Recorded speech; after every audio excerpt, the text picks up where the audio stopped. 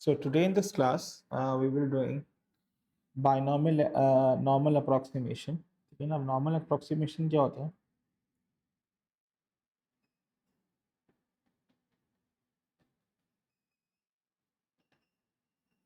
कि यार वो वेरिएबल जिसकी कोई कंडीशन मीट हो जाए, वो कौन से वेरिएबल? जो discrete variable, we have discrete variable,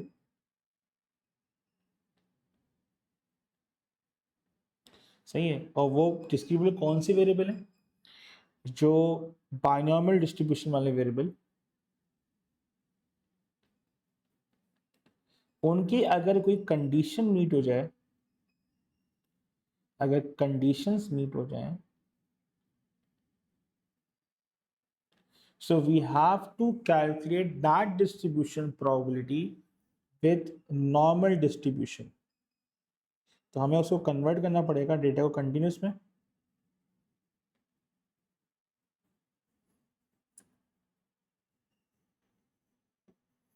और हमें उसकी प्रोबेबिलिटी नॉर्मल डिस्ट्रीब्यूशन से अप्रोक्सीमेट करनी है। किससे करनी है?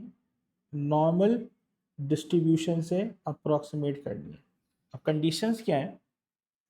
So whenever the discrete variable the condition are met, तो we have to calculate the probability of that distribution through normal distribution. Normal distribution is far superior method to calculate probability because we are working on decimals. Discrete का मतलब था we working on integers. इसमें accuracy ज़्यादा attain होती है कि हम decimal में काम कर सकते हैं. We can work on 1.3333, but in binary we can only work in 1 or on 2. बीच की वैल्यूज नहीं होती इसके अंदर, ठीक है। सो अब कंडीशंस क्या है? कंडीशंस जो हैं वो कहता है नंबर 1, अगर n लार्ज होगा, इसका मतलब है n greater than 50। Number 2, np greater than 5।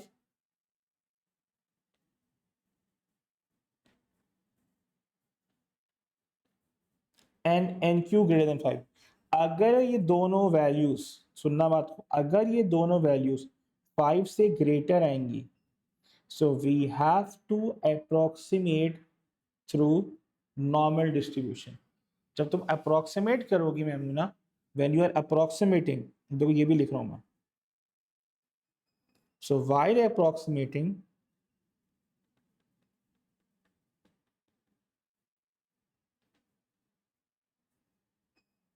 we have to convert data from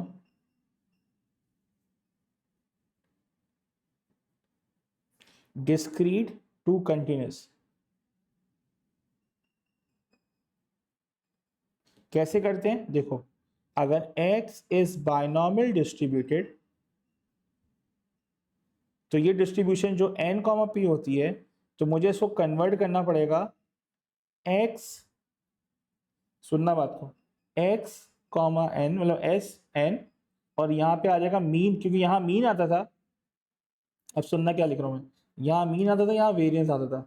अब कन्वर्जन कैसे होगी? देखो क्या लिख रहा हूँ, x इज नॉर्मल डिस्ट्रीब्यूटेड, यहाँ लिखा हुआ है np और यहाँ लिखा हुआ है npq।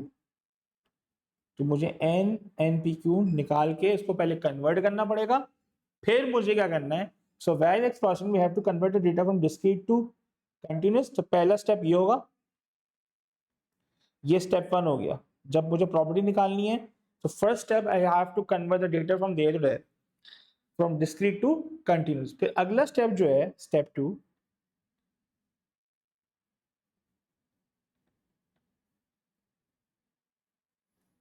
स्टेप 2 में ये होता है बॉस, स्टेप 2 के अंदर ये होता है कि मैं अपने जो मेरी x की वैल्यू है, x की वैल्यू को we have to adjust the value of x, we have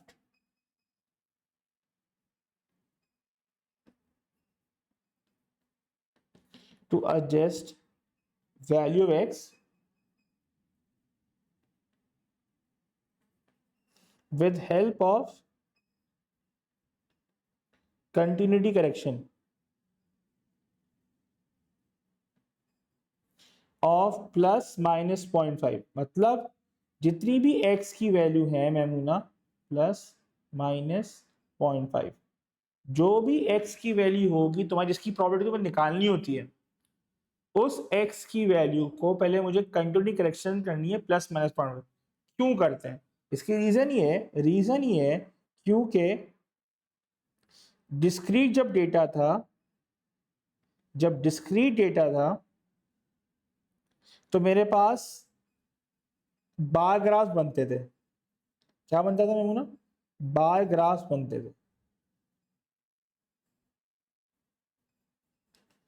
ठीक है। और जब कंटिन्यूस डेटा में वो कन्वर्ट होता है बच्चे, जब वो कंटिन्यूस डेटा में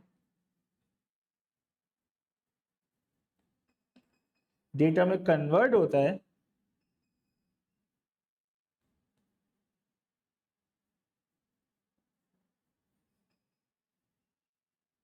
और कंटिन्यूस डेटा को रिप्रेजेंट कैसे करते थे? हिस्टोग्राम से। तो मेरा डेटा कुछ यूं दिखता है। अब ये मतलब यहाँ पे क्या हो रहा है? कोई स्पेस है बीच में? हाँ, कोई स्पेस है बेटा बार्स के बीच में? कोई स्पेस है बीच में बार्स के? जी हाँ, तो जब हम प्लस माइनस 0.5 करेंगे तो वो बार से हिस्टोग्राम बनना चाहिए ना।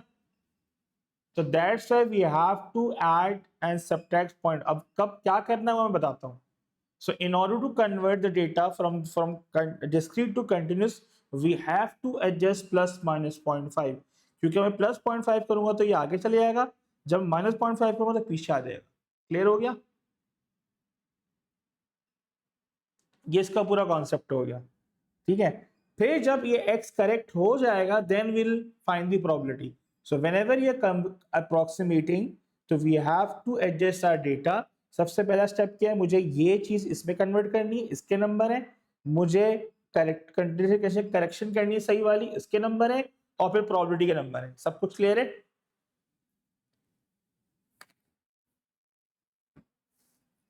यहां तक क्लियर है? ठीक है। सो अगर मैं कहूं बेटा, अगर फर्स्ट फॉर एग्जांपल देता हूं, मैंने कहा x is binomial distributed with 120 comma 0.2, सही है। अब 120.2 है तो मुझे पता है इसमें जो n है ग्रेटर देन 50 है। मैं np निकालूंगा 120 इंटू 0.2। np का मतलब क्या होता है? मीन। ये आ गया 24। अगर मैं nq निकालूंगा तो ये आएगा 120 इंटू 1 माइनस 0.2, क्योंकि p के अगर हमें पता है कि p अगर सक्सेस है तो q क्या होता है? 1 minus p which is failure. याद है? तो 120 इंटू 0.8, 1196। तो अब तुम क्या कंडीशन लोगे? As N P and N Q. तो हम क्या करेंगे? अप्रोक्सीमेट करेंगे। कैसे? x is normal distributed. पहली वैल्यू क्या होती है? मीन होती है, राइट। तो मैं लिख दूँ, चलो मीन और वेरियंस, ताकि तुम लोगों को आदत पड़ी है। x is normal distributed with mean is 24 and variance is 96। Clear हो गया? मैं इस डेटा को यूज करके अपना मीन वेरियंस लूंगा। यहां तक क्लियर है?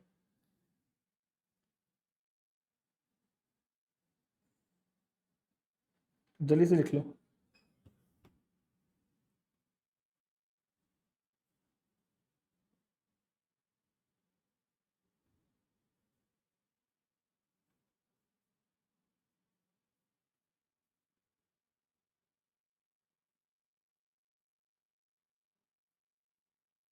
Done.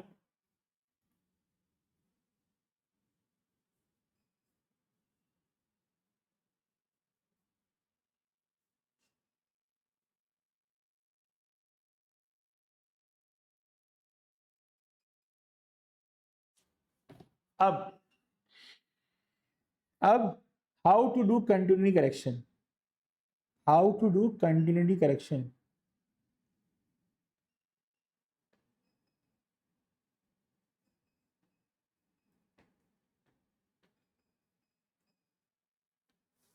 How to do continuity correction, ठीक है।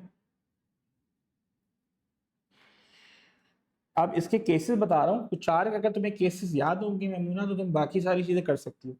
So, अगर मेरे पास कंडीशन है probability of X less than A, सही है, मेरा पहला केस है। If it is probability X less than A, तो हम इसकी कंडीशन कैसे करते हैं, ठीक है। If X is less than A, so condition बनती है equals to probability of X less than equals to A minus 0.5। This is my continuity correction. ये मेरा केस दिया हुआ है, this is my actual continuity correction.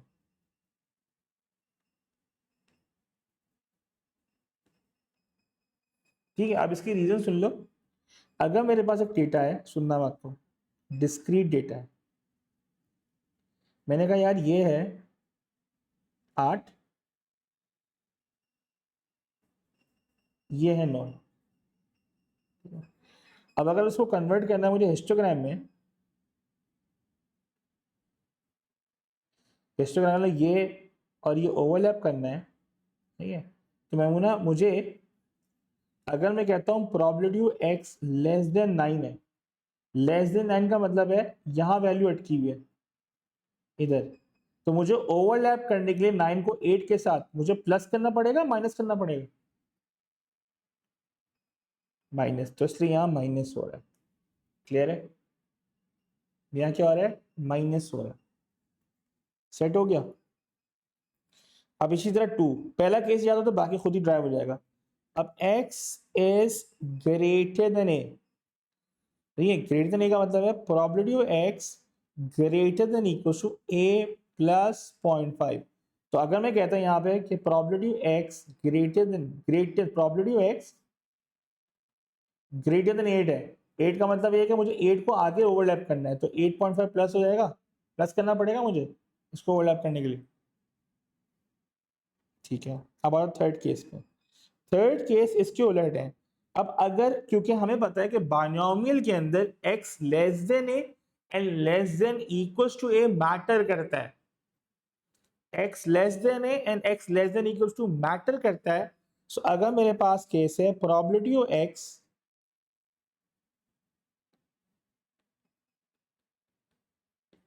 Less than equals to A, तो वो इस केस का उल्टा बनेगा, क्योंकि ये लेस देन है और ये लेस देन इक्वल्स टू, तो ये बनेगा probability of x less than equals to a plus 0.5।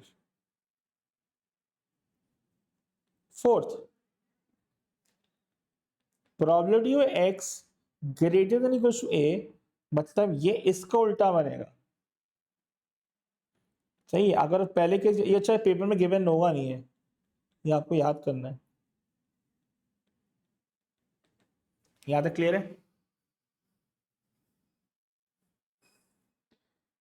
तो this is how we do continuity correction. अब ये अगर चार तुम्हें केसेस याद हैं, तो बकिया केसेस इसी पे, अब पांचवा देख लो, पांचवा यूनिक सा है। पांचवा कहता है probability of X equals to A, तो ये जाएगा x माइनस, अब यहां जो होगा ये होगा a माइनस 0.5 a प्लस 0.5। याद है, क्लियर है। अगर वो इक्वल्स टू ए है, क्योंकि नॉर्मल में तो हमें रेंज ऑफ वैल्यूज चाहिए होती है, नेवर इज इक्वल्स टू ए, हमें रेंज ऑफ इंटरवल चाहिए होता है, तो इंटरवल बनाना पड़ेगा, माइनस 0.5 प्लस 0.5। अच्छा, छठा देख लो। छठा जो है, अगर मैंने लिखा ये प्रोबेबिलिटी ऑफ, अब देखो क्या लिख रहा हूं, ए एक्स और ये पी। अब तुम देखो इसको गौर से, ये कुछ भी नहीं है, ये शुरू के चार से ही लिंक्ड है ये, तो इसका आंसर क्या होगा, इसकी कंटिन्यूटी करेक्शन क्या होगी, तुम देखो क्या लिखा है, X is greater than A, greater than A का मतलब यहाँ पे ग्रेटर देन ए है, राइट, इधर क्या हो रहा है, प्लस 0.5, दूसरा क्या है, लेस देन बी है, मतलब लेस देन ए है तो -0.5। तो शुरू के दो केस से ये बन जाएगा, तो प्रोबेबिलिटी ए प्लस 0.5 और बी -0.5। क्लियर है? केस 1 और 2 से बन रहा है, ये लिख भी देता हूँ। किसका मजमूआ है? Case 1 case plus 2। क्लियर है?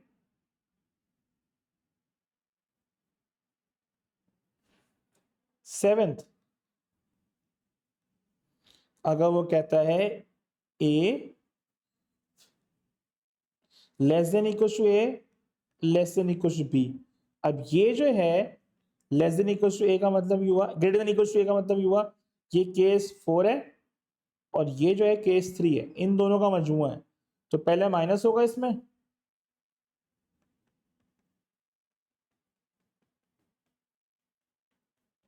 और +4 होगा। किसका है ये? Case 2 and case 3 and 4। समझ आया ये?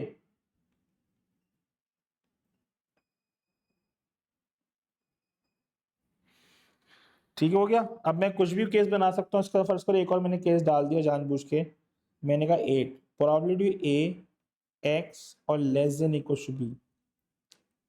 अब ये greater than equal to A का मतलब ये है, ग्रेटर देन ए का मतलब ये है कि ये वाला केस प्लस हो रहा है,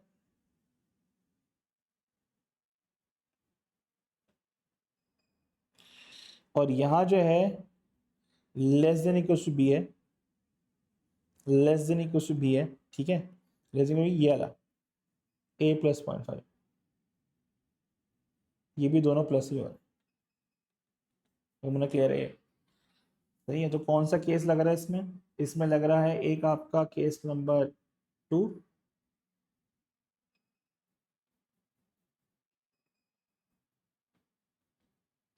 और दूसरा लग रहा है केस नंबर 3।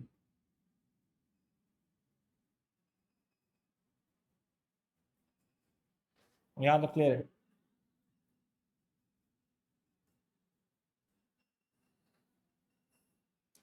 सेट हो गया। मैं एक और केस बना सकता हूँ आई थिंक, अगर आपको शुरू के 4 याद हैं। ये सबसे इंपॉर्टेंट है, देख लो भाई, ये इंपॉर्टेंट है, याद करने पड़ेंगे, एग्जाम पे गिवन नहीं होता। ये आपको याद होना चाहिए, बाकी सारे इसी ड्राइव हो। This how we do continue correction. यहाँ तक क्लियर है? ठीक है, अब सवाल करें। पैटर्न समझ आया था क्या? ये सवाल पेपर में 5 से मेजोरिटी 99% टाइम 5 नंबर का आता है, कभी कहा 4 नंबर का भी आता है। वैसे 5 नंबर का आएगा, मगर आएगा जरूर। एक सवाल दे वहां पे होगा ही होगा। समझ रहे हो? चलिए सवाल देखते हैं। आपकी हिस्ट्री क्लास कितने बजे स्टार्ट करोगे? मैसेज करना है ग्रुप पर। 8 बजे होती है ना? 8 बजे होती है, 7 7 बजे नहीं थी? 8 बजे मैसेज करो। क्यों? मैं क्लास में ना, आपने मैसेज नहीं किया। अच्छा, आज तो वैसे ही रिजल्ट है। 8 तक का बोल दो, 8 बजे। 8 अच्छा, बजे ना। हाँ 8 बजे। क्या हो गया, टेंशन क्या है?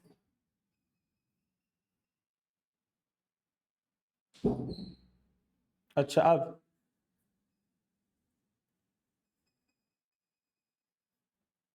the resident of Beijing were asked to classify their local bus service. ठीक है, 25% of resident classified their service as good, 60% of resident classified their service as satisfactory, 15% of resident classified their service as poor. A random sample of 110 students of Mahijeng is chosen, मतलब 50 से ऊपर है। Use suitable approximation, ये तुम्हें hint देगा। Use suitable approximation का मतलब तुम्हें अप्रोक्सीमेशन करनी है, अप्रोक्सीमेशन मतलब तुम्हें बाइनोमियल से नॉर्मल में जब लगानी है।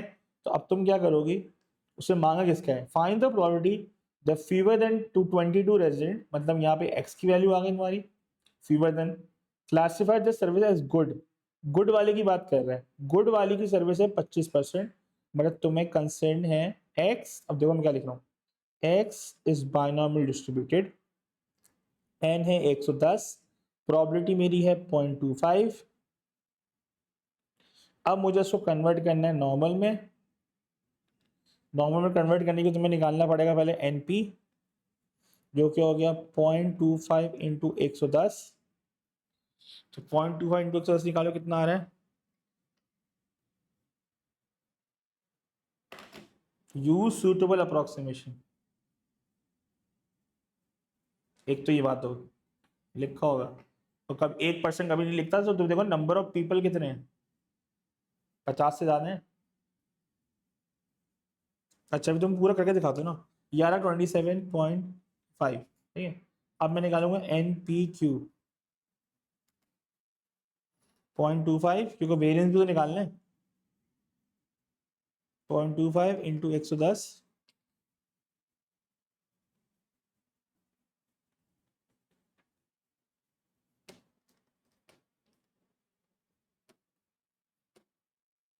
यार 20.625 आ गया। अब ये आ गया मेरा मीन, ये हो गया मेरा मीन,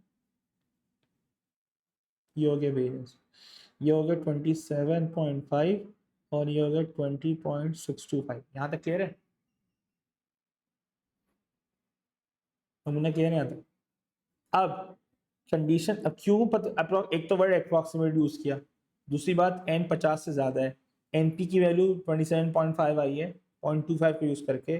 तो खुद बताओ nq की वैल्यू भी 70। अब nq निकालूंगा तो वो 0.75 इंटू 110 आएगा, तो वो भी इससे ज़्यादा होगी। कंडीशन सारी मीट हो गई हैं। कंडीशन कौन सी की भी मीट हो गई है, सही है। तो अब मैं क्या करूँगा, अब प्रॉपर्टी निकालनी किसकी है, अब प्रॉपर्टी किसकी निकालनी है, fewer than regent, x is less than 22।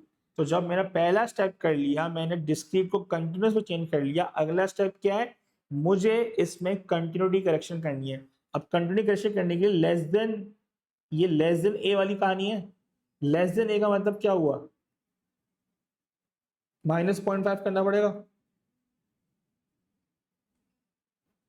तो अब क्या करोगे तुम, जो क्या लिख रहा हूँ, probability of x less than equal to 21.5 हो जाएगा। ये हो गया, माइनस करना पड़ेगा। चलो इसको और लिख देता हूँ, 22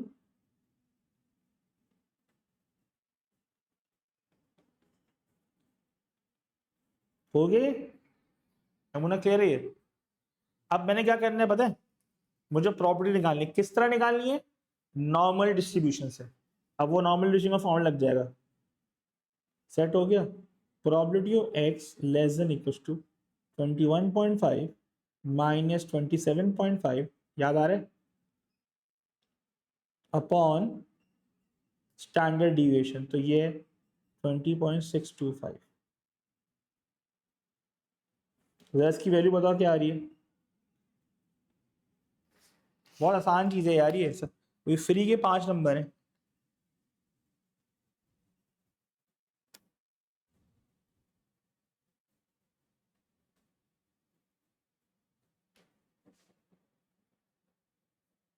-1.321 आ रहा है।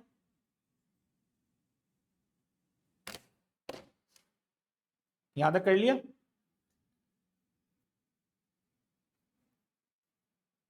अब मुझे पता है कि अब ये अपर वैल्यू आ गई, अगर मैं कैलकुलेटर यूज कर रहा हूँ, अपर वैल्यू आ गई मेरे पास -1.321 और लोअर वैल्यू आ गई -10।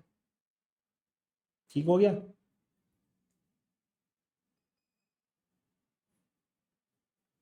तो हमें नॉर्मल सी डी निकालने को, नॉर्मल प्रॉपर्टी निकालने, -10 हो गया।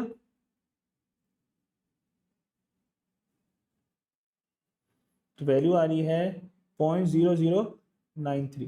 क्लियर हो गया, 0.00933।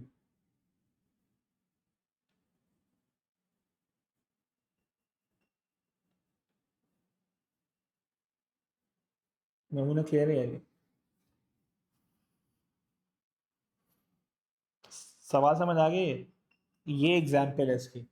This is how we find a probability using normal approximation. पहला स्टेप क्या है, बाइनोमियल से नॉर्मल में कन्वर्ट करना है, ठीक है। फिर नॉर्मल जब कन्वर्ट हो जाएगा, सही है, फिर तुम्हें क्या करना है, कंटिन्यूटी करेक्शन करना है based on the cases we have. जब वो केसेस का, फिर बाकी वही करना है जो करता आए हो, नॉर्मल लगाओ और ठग आंसर। सेट है। चलो अगला देखते हैं। In a different area in the Arctic, the probability of week is a white week is 0.8. White week में क्या है 0.8. उसने कहा यूज suitable approximation, फिर तुम्हें हिंट मिल गई. Find the probability 60 random chosen, 60 50 से ज़्यादा है. Weeks fewer than 47 are white weeks. आसान हो गया. कितने नंबर दे रहा है 5 number. X is binomial distributed. एक 60 और P क्या है मेरे पास 0.8. इसको मैं कन्वर्ट करूंगा नॉर्मल में, मीन और वेरिएंस में. तो सबसे पहले मैं निकालूंगा mean which is my NP.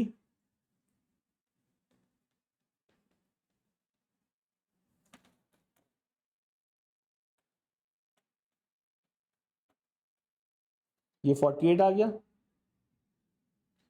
फिर तुम निकालो variance.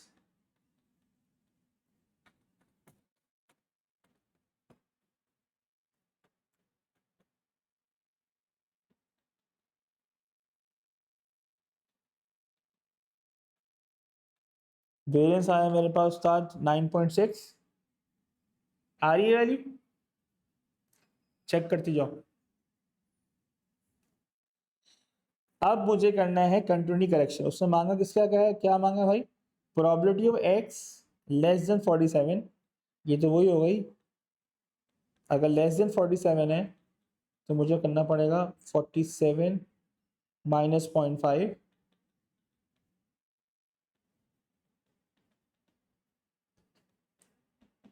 x is less than 46.5. हो गया ये. अब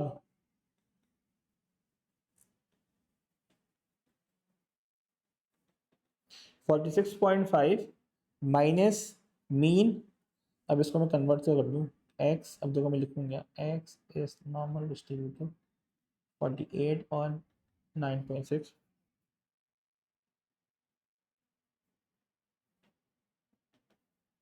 नीचे क्या था, स्टैंडर्ड डिवीजन आता, याद है.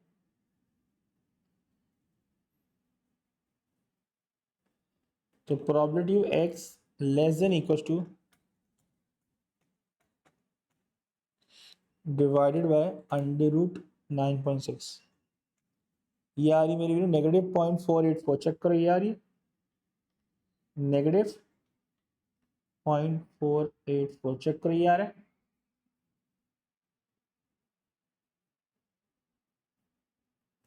अब ये मेरी अपर वैल्यू हो गई.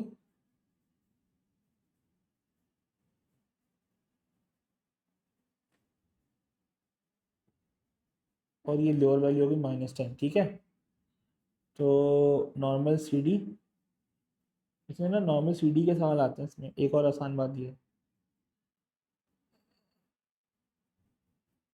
नेगेटिव तो आ रहा है 0.314. क्लियर हो गया उस्ताद. This is normal approximation. जल्दी करें शाबाश.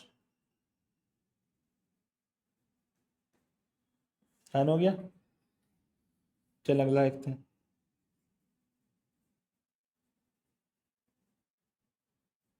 A factory producer. अब देखो ये भी कितने नंबर का, 5 number. A factory produces certain electric components. It is known that 50% of the components produced are faulty. अच्छा. A random sample of 200 components is chosen. Use approximation. So x is binomial distributed 200, comma p. p कितना है 0.15. अब अगर मुझे convert करना है normal में, mean और वेरिएंस, सो वही सारी वैल्यू निकालनी पड़ेगी. एनपी निकालना पड़ेगा जिसमें mean 200 into 0.15.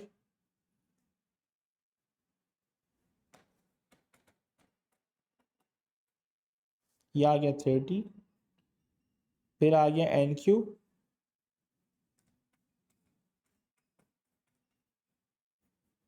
Sorry N P Q. पूरा एन पी क्यू निकाल लेना, वो तो उसकी कंडीशन तो मांगी नहीं है.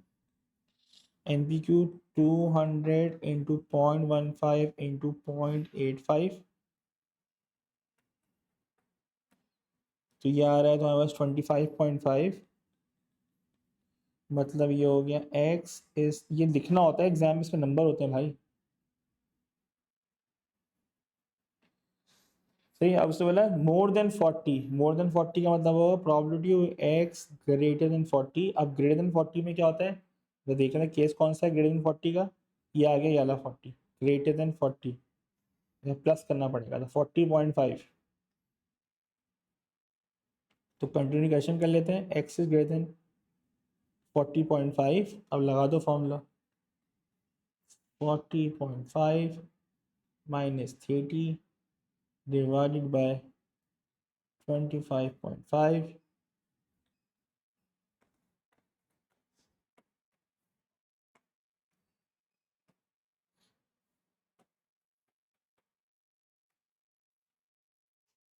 ये आ रहा है 2.079, चेक करो ये आ रहा है 2.079, चेक करो ये आ रहा है,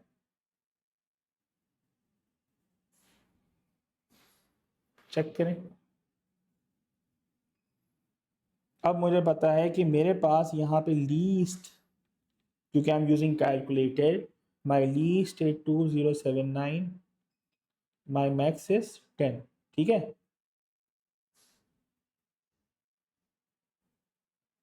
my least is 2.079 and my max is 10। हाँ, अरे लीस्ट दिया हुआ है ना, तो मैक्सिमम, लीस्ट मुझे पता है, मैक्सिमम मिसिंग है, तो क्या होगा?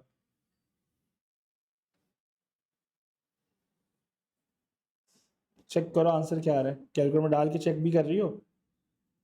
0.0188।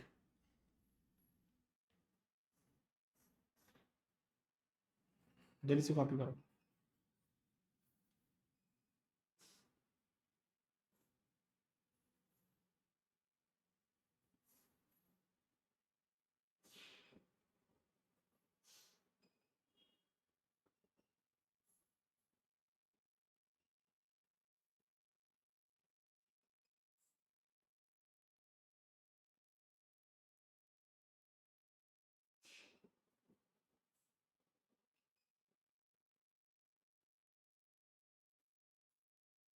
हो गया?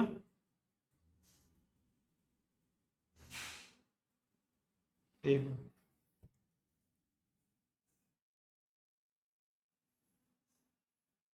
यहाँ तक क्लियर है? चलो अगला देखते हैं। उसने कहा Anil is candidate in election, he receive 40% of the vote, random sample of 120 voters is of chosen, use approximation to find the probability that one of the 120 voters, approximation word use कर लिया, between 36 and 54 inclusive voted for Anil। inclusive का मतलब क्या हुआ? inclusive का मतलब क्या होगा? include हो रहे हैं इसके अंदर, अंदर include, हाँ included हो रहे हैं ना, सही है। तो अब मेरे पास क्या सीन है कि जब मैं इसको करेक्शन करूंगा, कंटिन्यूटी करेक्शन से पहले फिर तो सारी वो चीज़ें निकालनी पड़ेंगी। x is binomial distributed, n कितना है बेटा? 120, p कितना है? 0.4। इसको मैं कन्वर्ट करूंगा नॉर्मल में, मीन और वेरिएंस, ठीक है ना, ये है ना साहब बताओ। चलो मीन निकालने से क्या आ रहा है? So mean which is NP is equals to 120 into 0.4। 120 into 0.4 कितना आ रहा है यार जी? 120 into 0.4 कितना आ रहा है?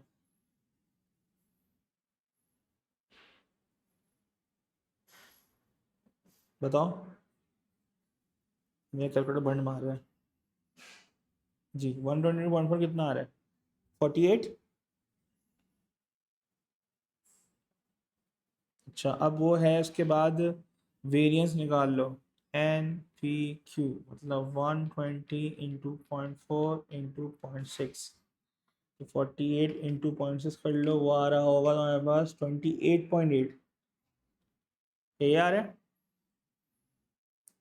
अब इंक्लूसिव का मतलब ये होगा कि ये दोनों वैल्यूज इंक्लूड हो रही हैं, तो बेसिकली कंटिन्यू करेक्शन मतलब उससे पहले इक्वेशन तो बना लें, x is between 36 and 54 हो गया।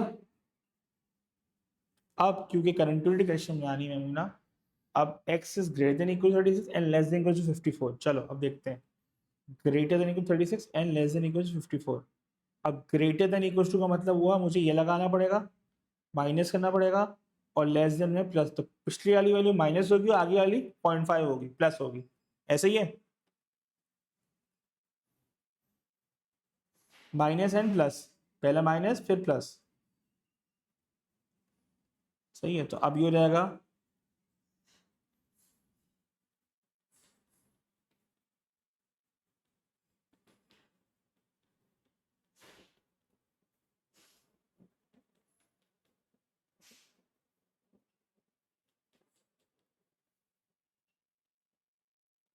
आगे।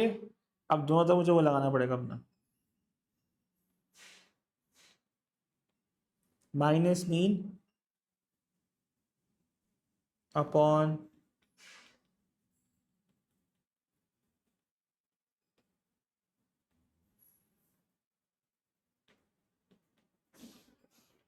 दोनों तरफ लगाना पड़ेगा। अब इधर मुझे टेंशन नहीं है कि मुझे मिनिमम मैक्सिमम खुद ही मिल जाएगा। 35.5 minus 48 divide by under root 28.8, ये आ रहा है नेगेटिव मेरी, हाँ, नेगेटिव 2.329 आ रहा है।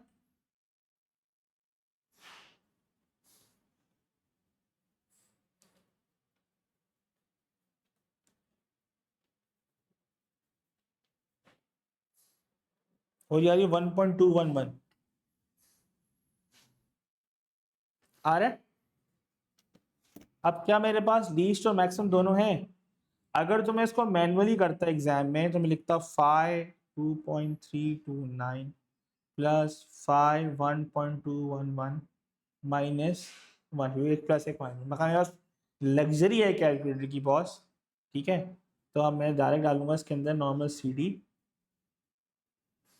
7 इन, अब नॉर्मल CD 2, तो माइनस 2.329 और 1.211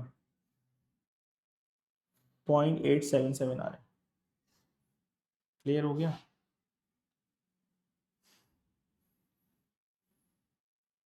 सेट है। 5 नंबर यहाँ तक क्लियर हो गया?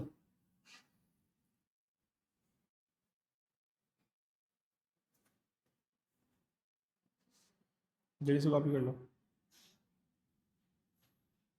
डन। चलो एक और सवाल करते हैं। At a company's call center, 90% of the callers are connected immediately to a representative. A random sample 80 callers is chosen. Use approximation to find the probability more than 69 of these callers are connected immediately. अच्छा भाई, अब 90% मतलब X is binomial distributed, 80 लोग हैं, 90% मतलब 0.9 callers हैं। अब X normal distributed, यहाँ मीन, यहाँ वेरिएंस, तो मीन हो जाएगा NP, सो 80 इंटू 0.9 72, ये आ जाएगा वेरिएंस 80 इंटू 0.9 इंटू 0.2, ये जाएगा 7 इंटू 0.1 7.2, ऐसे ही है।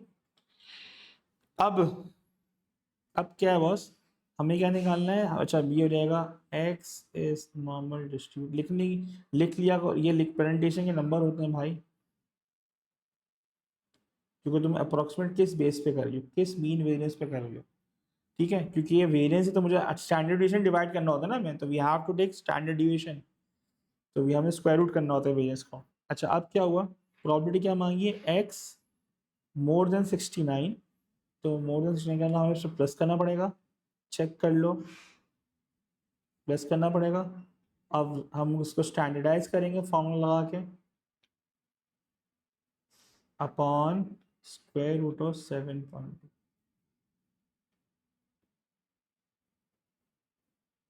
अच्छा तो तुम फॉर्मूला लगाओगी ना, तो मेक श्योर ये फॉर्मूले की वैल्यू 3 - 3 के बीच में होनी चाहिए।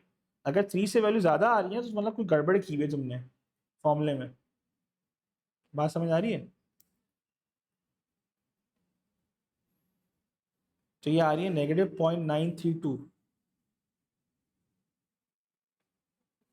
17 कर लेते, चलो और कर लेते हैं। अब यहाँ पे देखो -0.3 से स्टार्ट हो रही है रेंज, तो कहाँ जाके खत्म होगी? 10 पे। तो लीस्ट वैल्यू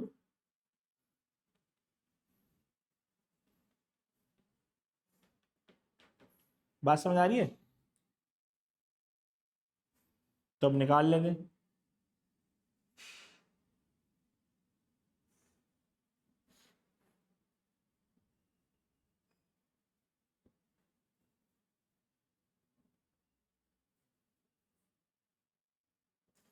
आंसर आ रहा है 0.824।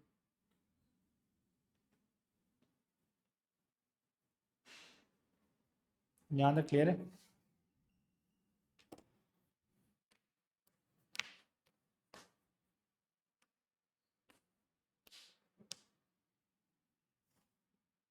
अच्छा अगला part, justify your answer in approximation part B. मतलब तुमने अप्रोक्सीमेशन क्यों की है? अप्रोक्सीमेशन की मतलब कंडीशन पूछी है। बोल रहा भाई अप्रोक्सीमेट क्यों किया बॉस? अप्रोक्सीमेट क्यों किया है? अप्रोक्सीमेट इसलिए किया है बॉस, अप्रोक्सीमेट इसलिए किया है क्योंकि पार्ट बी के लिए n is large and np and nq, np की वैल्यू निकाली थी और nq भी निकाल लो। अच्छा nq निकाल लो, nq की वैल्यू क्या होगी?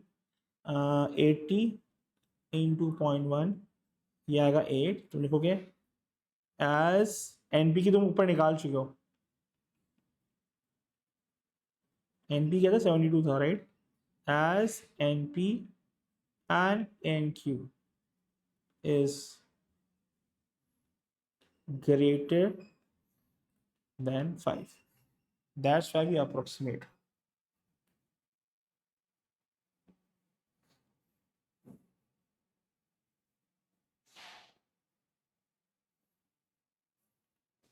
क्लियर है?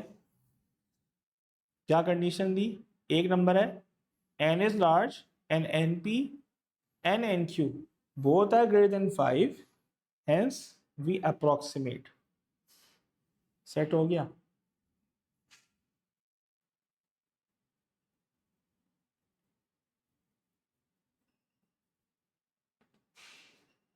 क्लियर है? समझ आ गई है ये कब करना है कब नहीं करना? चलो आखिरी सवाल कर लेते हैं। In a large college 32% of student have blue eyes.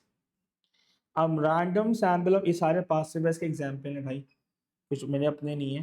सही है, तो याद रखना क्लास प्रैक्टिस ही पास से बस ही होगी डायरेक्ट, कुछ करना ही नहीं है। एक चीज़ ऐड हो गई बस, कंडीशंस ऐड हो गई, कंटिन्यूटी करेक्शन ऐड हो गई, और वो तुम्हारा क्या है कि वो बाइनोमियल टू नॉर्मल क्या करना है, बाकी सारी वही चीज़ें पढ़ के आए हो। 32% of students have blue eyes. A random sample of 80 students is chosen. Use approximation to find the probability. The fewer than 20 of the students have blue eyes. So probability of x less than 20 मांगी उसने, तो पहले x is binomial distributed with n कितना है 80 और ये कितना है 0.32। मैं इसको कन्वर्ट करूँगा नॉर्मल में। नॉर्मल में क्या होगा? मीन निकालने में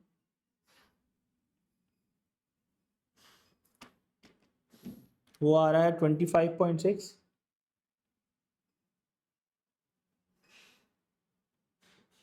अब एनपी क्यों निकाल लेंगे?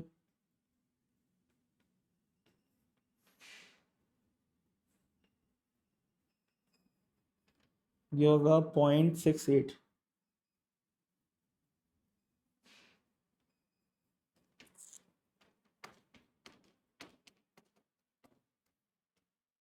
सेवनटीन पॉइंट 408 हो गया। तो मीन आ गया 25। 6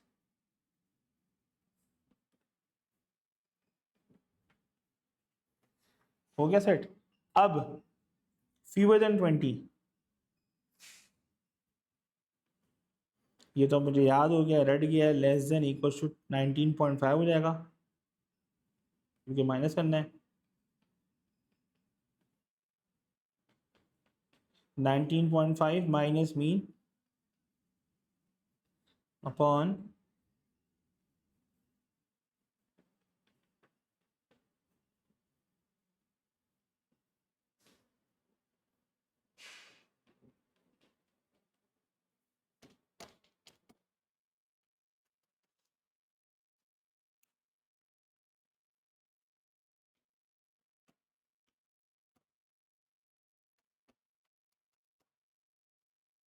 यार ये -1.462 आ रहा है,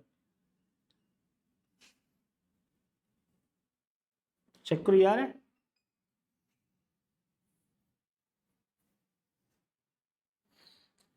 अब इसका मतलब ये मेरी अपर वैल्यू है, अपर वैल्यू -1.462 है,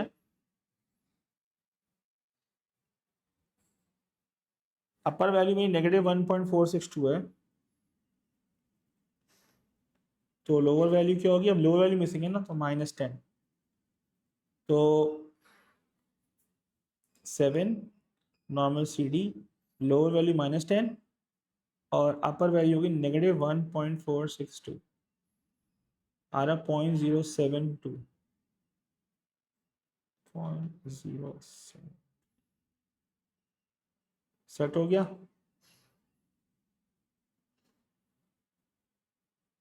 सेट है।